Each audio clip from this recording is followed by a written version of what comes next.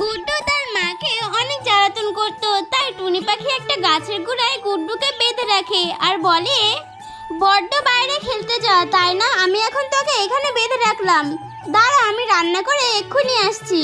এই কথা বলে টুনি পাখি সেখান থেকে চলে যায়। এদিকে রাক্ষস একটা টিউবওয়েল নিয়ে বাড়ির দিকে যাচ্ছিল, ঠিক তখনই রাক্ষসের হাত থেকে টিউবওয়েলটা হাত ফসকে পড়ে যায়। টিউবওয়েলটা গুড্ডুর মাথায় এসে পড়ে আর গুড্ডু সেখানেই মারা যায়।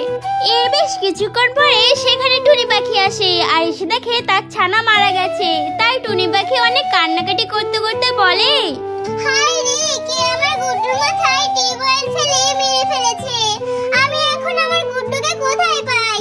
তখনই সেখানে টাকলু রাক্ষস আসে আর এসে বলে, আরে টুনি পাখি, আমি বুঝতে পারিনি তোমার ছানার মাথায় এসে আমার টিউবওয়েলটা পড়েছে, কিন্তু তুমি চিন্তা করো না, তোমার ছানা আবার বেঁচে উঠবে যদি সবাই আমাদের ভিডিওটাকে লাইক এবং চ্যানেলটিকে সাবস্ক্রাইব করে দেয় তবে।